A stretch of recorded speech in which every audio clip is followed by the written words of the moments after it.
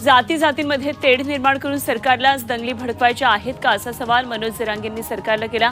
तर मराठा आंदोलकांवर असेच गुन्हे दाखल होत राहिले तर मुख्यमंत्री आणि उपमुख्यमंत्र्यांविरोधात रोष वाढत राहील असा इशारा त्यांनी ठाण्याच्या सभेत दिला। मनोज जरांगेंची काल मुख्यमंत्र्यांच्या बालेकिल्ल्यात सभा झाली। जरांगेंची ठाण्यातली सभा आपल्या विरोधात नाही तर जरांगे मराठा समाजाच्या भेटीगाठी घेत असल्याची प्रतिक्रिया मुख्यमंत्री एकनाथ शिंदेंनी दिली आहे। मराठा आरक्षणावर सरकार ठाम असून त्यासाठी आपण कटिबद्ध असल्याचा पुनरुच्चार मुख्यमंत्र्यांनी कोल्हापुरात केला। मनोज जरांगेंनी पुन्हा एकदा छगन भुजबळांवर निशाणा साधला। एक माणूस विरोध करतो म्हणून 6 कोटी मराठ्यांना वेठीस का धरता असा सवाल करत मनोज जरांगेंनी भुजबळांवर नाव न घेता टीका केली। भुजबळ मोठे नेते असूनही ते सध्या जे बोलतात ते स्क्रिप्ट फडणवीसांनी लिहिल्याचा आरोप आमदार रोहित पवारांनी बीडमध्ये केला। पंकजा मुंडेंना फडणवीसांनी ओबीसी सभेला जाण्यापासून रोखलं असावं।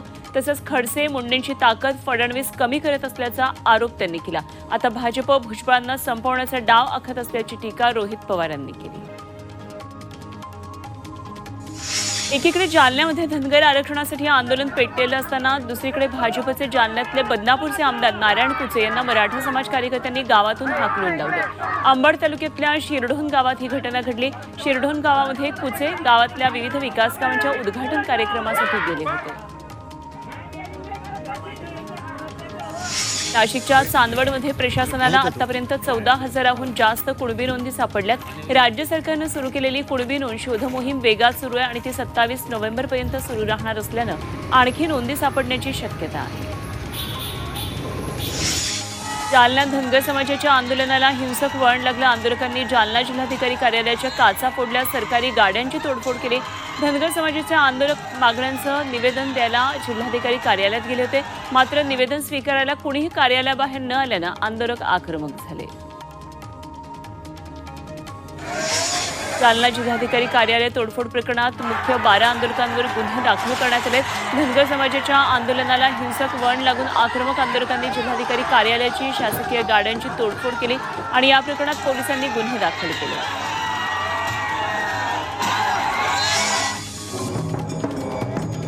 सांगलीमध्ये धनगर समाजानं जिल्हाधिकारी कार्यालयावर धडक मोर्चा काढला। धनगर आरक्षणाची अंमलबजावणी करण्याची मागणी यावेळी करण्यात आली। पारंपरिक वाद्यांच्या गजरात आणि भंडाऱ्याची उधळण करत मोर्चा काढून जिल्हाधिकाऱ्यांना निवेदन देण्यात आलं। अंबरनाथ तालुक्यातल्या वांगणी शहरामध्ये बाजारपेठ ते पाषाणे पूल या सिमेंट काँक्रीटच्या रस्त्याचं काम निकृष्ट दर्जाचं असल्याचा आरोप स्थानिकांनी केला। धक्कादायक बाब म्हणजे नुकत्याच बांधण्यात आलेल्या रस्त्यावर आता भेगा पडल्यात, त्यामुळे सार्वजनिक बांधकाम विभागानं याची चौकशी करून कारवाईची मागणी नागरिकांनी केली। मुंबईमध्ये गेटवे ऑफ इंडियाच्या समुद्रात कचरा टाकणाऱ्या व्यक्तीविरोधात कुलाबा पोलीस ठाण्यात गुन्हा दाखल करण्यात आलाय। या व्यक्तीविरोधात मुंबई महानगरपालिकेनं 10,000 रुपयांची दंडात्मक कारवाई केली। गेटवे ऑफ इंडिया या पर्यटनस्थळी समुद्रात कचरा टाकत असताना हा व्हिडिओ व्हायरल झाला।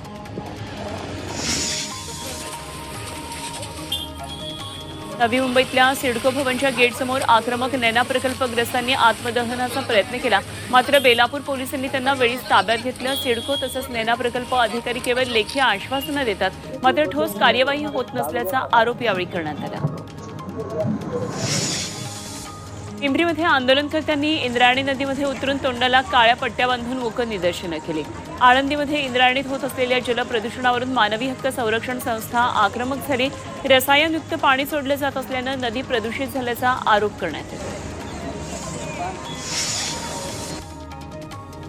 बारामतीतल्या बेकायदेशीर अकॅडमी तसंच क्लासेस बंद करण्याच्या मागणीसाठी राष्ट्रवादीचे कार्यकर्ते मोहसिन पठाण 6 दिवसांपासून चक्री उपोषण करतात, मात्र यावर कारवाई होत नसल्यानं उपोषणस्थळी ढोल ताशा वाजवून त्यांनी प्रशासनाचं लक्ष वेधण्याचा प्रयत्न केला।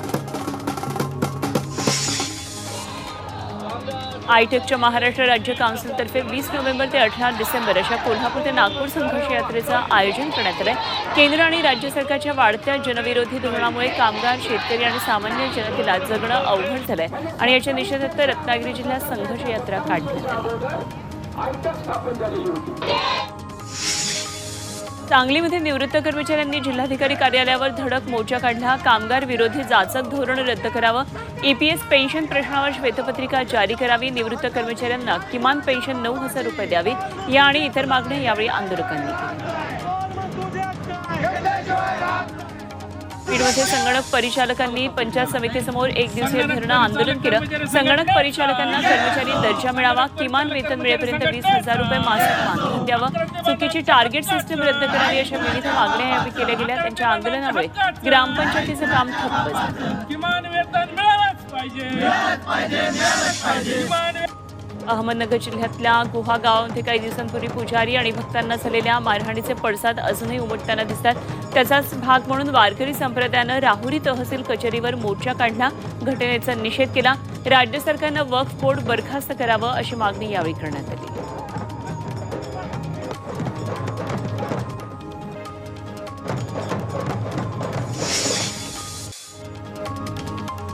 मराठवाड्याला 8.5 टीएमसी पाणी देण्याचा मार्ग अखेर मोकळा झालाय। सुप्रीम कोर्टानं हायकोर्टाचा निर्णय कायम ठेवत पाणी सोडायच्या निर्णयाला स्थगिती देण्यास नकार दिला। त्यामुळे जायकवाडी धरणामध्ये 8.5 टीएमसी पाणी सोडण्यात येईल। राज्य सरकारनं पाणी सोडण्याचा निर्णय घेतला होता, मात्र त्याला सर्वोच्च न्यायालयामध्ये आव्हान देण्यात आलंय।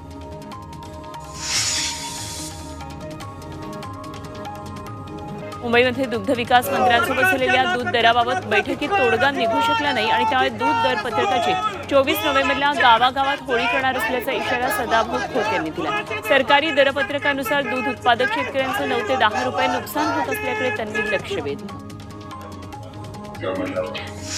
पीक विम्याची अपुरी रक्कम दिली म्हणून यवतमाळमध्ये ठाकरे गटानं पीक विमा अधिकाऱ्याला मारहाण करून त्याच्या तोंडाला काळं फासलं। यावली गावातली घटना आहे। जिल्हा कृषी अधिकाऱ्यासमोरच ही मारहाण झाली। 9,727 शेतकऱ्यांना 1,000 रुपयांपेक्षा कमी नुकसान भरपाई मिळाली। 78 शेतकऱ्यांना 10 रुपयांपेक्षा कमी नुकसान भरपाई देण्यात आली। बीडमध्ये शेतकरी नेते गंगाभीषण थावरे यांनी आमदार रोहित पवार यांचा ताफा अडवला। शेतकरी प्रश्नावर जाब विचारण्यासाठी पवारांच्या युवा संघर्ष यात्रेचा हा ताफा अडवण्यात आला। त्यानंतर रोहित पवारांनी गंगाभीषण थावरे यांना गाडीमध्ये बसवून त्यांचं म्हणणं ऐकून घेतलं। शालेय अभ्यासक्रमामध्ये आता चक्क रामायण आणि महाभारत शिकवलं जाणार आहे। एनसीईआरटी पॅनलने ही महत्त्वाची शिफारस केली आहे। त्यानुसार इयत्ता 7वी ते 12वीच्या विद्यार्थ्यांच्या अभ्यासक्रमात सोशल सायन्स विषयामध्ये रामायण आणि महाभारताचा समावेश केला जाणार आहे। पुढच्या शैक्षणिक वर्षापासून ही नवी पुस्तकं येण्याची शक्यता आहे।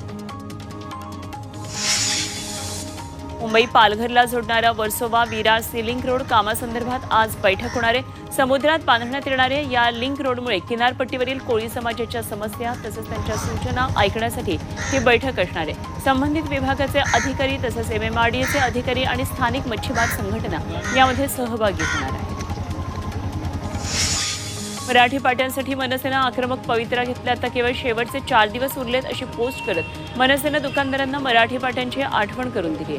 दुकानांवरील पाट्या मराठीत असाव्यात असे आदेश सुप्रीम कोर्टाने दिलेत आणि त्याच आदेशाप्रमाणे 25 नोव्हेंबरपर्यंत सर्व पाट्या या मराठीत असायलाच हव्यात असं मनसेनं म्हटलं।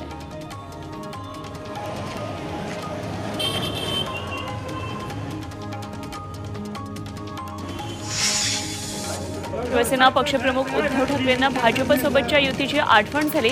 मुंबईतल्या जहांगीर कला दालनात वाईल्ड लाईफ फोटो प्रदर्शनाचं उद्घाटन उद्धव ठाकरेंच्या हस्ते झालं। यावेळी वाघ आणि लिलीच्या फुलाचा फोटो पाहून त्यांना भाजपसोबतची युती आठवली। एकेकाळी कमळाबरोबर वाघ होता, त्या आठवणी जिवंत झाल्याचे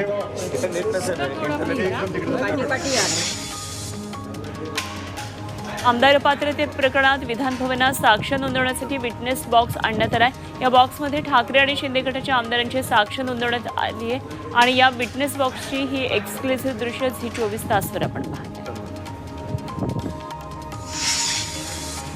बीड जिल्ह्यातल्या सहकार क्षेत्रात पुन्हा एकदा खळबळ माजली आहे। साईराम अर्बन पतसंस्थेच्या मुख्य शाखेसह सर्व शाखा बंद ठेवल्यानं ठेवीदारांनी मुख्य शाखेसमोर गर्दी केली। हजारो ठेवीदारांच्या कोट्यवधी रुपयांच्या ठेवी यामध्ये त्यामुळे ठेवीदारांमध्ये भीतीचं वातावरण आहे।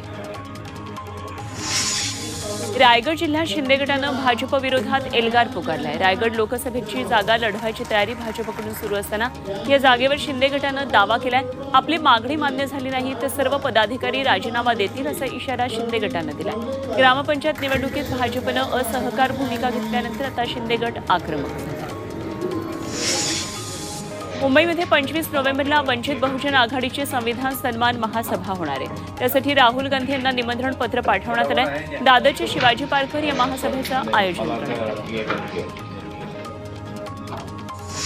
भाजप प्रदेशाध्यक्ष चंद्रशेखर बावनकुळे यांचा कॅसिनोमधला फोटो व्हायरल प्रकरणात राष्ट्रवादीचे नेते एकनाथ खडसे यांनी प्रतिक्रिया दिली आहे. महाराष्ट्राच्या राजकारणाची स्थिती अस्थिर असताना एखाद्या प्रमुख पक्षाच्या प्रदेशाध्यक्षाला असं करणं उचित नसल्याची टीका त्यांनी केली. नाशिकला नवे पोलीस आयुक्त मिळालेत. नाशिकचे पोलीस आयुक्त अंकुश शिंदे यांची बदली झाली. आता संदीप कर्णिक हे नाशिकचे नवे पोलीस आयुक्त असणार आहेत आणि संदीप कर्णिक यापूर्वी पुण्याचे पोलीस सहआयुक्त होते. तर अंकुश शिंदे यांची राज्य गुप्तवार्ताच्या विशेष पोलीस महानिरीक्षकपदी बदली करण्यात आली.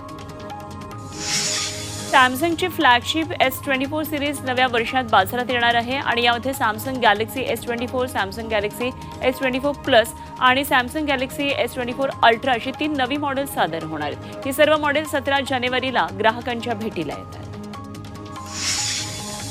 जळगावच्या भडगाव तालुक्यामध्ये गुढे शिवारामध्ये ऊसतोड करताना बिबट्याची 2 पिल्लं आढळली. शेतकऱ्यांनी वनविभागाला याची माहिती देताच वन अधिकाऱ्यांनी कॅमेरा लावून बिबट्याचा शोध घेतला. दरम्यान एका पिल्ल्याला मादी बिबट्यानं तोंडात पकडून उचलून दिलं तर दुसऱ्या पिल्ल्याला वनविभागानं ताब्यात घेतलं. पुण्याच्या धनकवडीमध्ये समाधीस्थ असलेले शंकर महाराज यांच्या नाशिक जिल्ह्यातल्या राहत्या घराचं मठात रूपांतर करण्यात आलंय. शंकर महाराज प्रगट दिनानिमित्तानं राज्यातल्या हजारो भाविक नाशिकच्या सटाणा तालुक्यातल्या अंतापूर गावात जमले होते. या नवीन मठामध्ये कायमस्वरूपी शंकर महाराजांच्या मूर्तीची मिरवणूक काढून प्राणप्रतिष्ठा करण्यात आली. कार्तिकी एकादशीची शासकीय महापूजा उपमुख्यमंत्री देवेंद्र फडणवीस यांच्या हस्ते होणार आहे आणि या महापूजेला असलेला मराठा समाजाचा विरोध आता अखेर मावळलाय. मराठा समाज, पोलीस आणि सोलापूर जिल्हाधिकाऱ्यांनी काल बैठक घेतली. त्यानंतर कार्तिकीच्या शासकीय महापूजेला उपमुख्यमंत्री देवेंद्र फडणवीस पंढरपूरमध्ये येणार असल्याचं स्पष्ट झालं. कार्तिकी एकादशी निमित्तानं पंढरपूर श्री विठ्ठल रुक्मिणी मंदिराला आकर्षक विद्युत रोषणाई करण्यात आली आहे. मंदिराची शिखरं तसंच संत नामदेव महाद्वार, संत ज्ञानेश्वर दर्शन मंडप, संत तुकाराम भवन नयनरम्य विद्युत रोषणाईनं सजलेलं आहे. दरम्यान आतापासूनच सावळ्या विठोबाच्या दर्शनासाठी वारकरी जमू लागले. कार्तिकी वारीसाठी श्री विठ्ठल रुक्मिणी मंदिर समिती 10 लाख लाडू बनवत आहे. या लाडूंना विठोबाचा प्रसाद म्हणून भाविकांकडून मोठी पसंती मिळते. त्यामुळे बुंदीचे 10 लाख लाडू बनवण्याचं काम आता अंतिम टप्प्यात आहे. पंढरपूरमध्ये कार्तिकी एकादशी निमित्तानं 3000 पोलिसांचा बंदोबस्त ठेवण्यात आला आहे. या ठिकाणी भाविकांच्या सुरक्षेसाठी 160 अधिकारी, 1600 पोलीस आणि 1200 गृहरक्षक जवान तैनात असणार आहेत. यावेळी पोलिसांना QR कोड दिला जाणार आहे. त्यामुळे पोलिसांची बंदोबस्त ठिकाणावरूनच हजेरी घेण्यात येईल. पुण्यामध्ये बागेश्वर बाबाच्या कार्यक्रमात गोंधळ झाला. कार्यक्रमाचे स्वयंसेवक आणि भाविक यांच्यात हाणामारी झाल्याचं कळत आहे. पोलिसांच्या हस्तक्षेपानंतर इथली परिस्थिती नियंत्रणात आली. वादग्रस्त धीरेंद्र शास्त्रींच्या पुण्यामधल्या दरबारात सेवेवर तैनात पोलीस अधिकारी नतमस्तक झाल्याचं दिसतं. कार्यक्रमस्थळी बंदोबस्तावर हे पोलीस अधिकारी होते आणि तिथं त्यांनी बागेश्वर बाबांसमोर येऊन व्यथा मांडली. तर या प्रकरणाची चौकशी करून योग्य कारवाईची मागणी अनिसनं केली. मुख्यमंत्री एकनाथ शिंदे यांनी सहकुटुंब कोल्हापुरात अंबाबाई देवीचं दर्शन घेतलं. यावेळी पश्चिम महाराष्ट्र देवस्थान समितीच्या वतीनं मुख्यमंत्र्यांचा सपत्नीक सत्कार करण्यात आला. राज्यावरचं सर्व संकट अरिष्ट दूर होऊ दे अशी प्रार्थना देवीकडे केल्याचं त्यांनी सांगितलं. अभिनेत्री सारा अली खानच्या आगामी ए वतन मेरे वतन या सिनेमाचं मोशन पोस्टर आउट झालंय. एफी आंतरराष्ट्रीय चित्रपट महोत्सवामध्ये या सिनेमाचं पोस्टर आउट करण्यात आलंय. या सिनेमामध्ये साराचा वेगळा लुक पाहायला मिळतोय. सिंघम 3 सिनेमातला अभिनेता अजय देवगणचा लुक रिव्हील करण्यात आलाय. रोहित शेट्टी दिग्दर्शित सिनेमातील अजय देवगणच्या या लुकची झलक खुद्द अजयनं सोशल मीडियावर चाहत्यांसाठी शेअर केली. अंगावर शहारे आणणाऱ्या बाजीराव सिंघमच्या लुकनं सर्वांचं लक्ष वेधून घेतलंय. चाहते या सिनेमाची आता आतुरतेनं वाट पाहत आहेत. एकता कपूरनं आपल्या कारकिर्दीत आणखी एक यशस्वी कामगिरी केली. आंतरराष्ट्रीय एमी दिग्दर्शकाचा पुरस्कार पटकावणारी एकता कपूर ही पहिली भारतीय महिला चित्रपट निर्माती ठरली आहे. न्यूयॉर्कमधल्या 51व्या आंतरराष्ट्रीय एमीमध्ये तिला प्रसिद्ध लेखक आणि नवीन युगाचे नेते दीपक चोप्रा यांनी इंटरनॅशनल एमी डायरेक्टर अवॉर्ड प्रदान केला.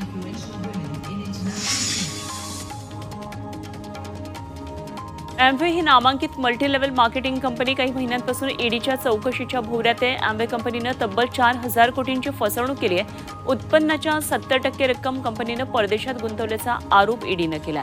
तसंच आरोपपत्रही ईडीनं दाखल केलंय. गेल्या वर्षी ईडीनं अॅम्वेची 757 कोटींची संपत्ती जप्त केली होती. मुलांना डिजिटल शिक्षण देणाऱ्या बायजू या कंपनीमध्ये मोठा घोटाळा झालाय. परकीय चलन कायद्याचं उल्लंघन करत कंपनीनं 9,000 कोटींचा घोटाळा केल्याचा आरोप ईडीनं केलाय. 2011 ते 2023 दरम्यान बायजू कंपनीला तब्बल 28,000 कोटी विदेशी गुंतवणूक मिळाली आणि या काळामध्ये कंपनीनं थेट परदेशात गुंतवणुकीसाठी पावणे 10,000 कोटी पाठवल्याचं उघड झालंय.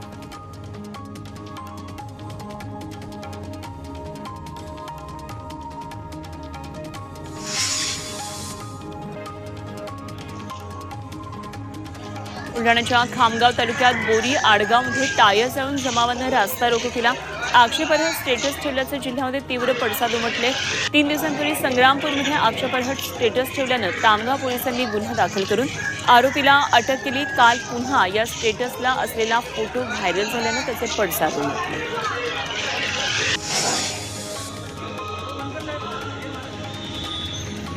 कल्याणमध्ये राहणारे मुंबई विद्यापीठाचे माजी कुलगुरू डॉक्टर अशोक प्रधान यांच्या घरात घुसून त्यांच्यावर हल्ला करण्यात आला. या प्रकरणात 6 हल्लेखोरांविरोधात गुन्हा दाखल करण्यात आलाय आणि गंभीर बाब म्हणजे हल्लेखोरांमध्ये निलंबित प्राध्यापक संजय जाधव यांचाही समावेश आहे.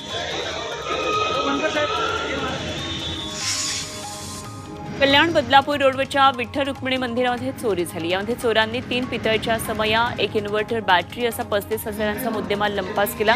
या प्रकरणामध्ये अंबरनाथचे शिवाजीनगर पोलीस तपास करत आहेत. जळगाव जिल्ह्यामध्ये सर्वाधिक 45 जणांवर एमपीडीए अंतर्गत कारवाई करण्यात आल्याचं नाशिक परिक्षेत्राचे विशेष पोलीस महानिरीक्षक डॉक्टर बीजी शेखर पाटील यांनी सांगितलंय आणि त्यामुळे गुन्हेगारांमध्ये दहशत निर्माण झाली आहे. वाळू माफियांवर पोलिसांचं वचक बसल्याचं ते म्हणाले. कल्याणमधल्या मलंगडच्या नेवाई नाका भागामध्ये विजेच्या खांबाचं शॉर्ट सर्किट झालं. त्यामुळे या परिसरातला वीज पुरवठा खंडित झाला. शॉर्ट सर्किटमुळे सर्व्हिस वायर जळून आगीचे लोड खाली असलेल्या दुकानांवर पडले. मात्र नागरिकांनी तात्काळ आग विझवल्यानं अनर्थ टळला. नाशिकच्या सारडा सर्कल परिसरात चालत्या कारनं अचानक पेट घेतला. चालकानं प्रसंगावधान दाखवत गाडीतल्या लोकांना बाहेर काढलं. त्यामुळे जीवितहानी टळली. अग्निशमन दलानं आग विझवली. मात्र तोवर कार पूर्ण जळून खाक झाली. या घटनेमुळे परिसरात काही काळ वाहतूक कोंडी झाली.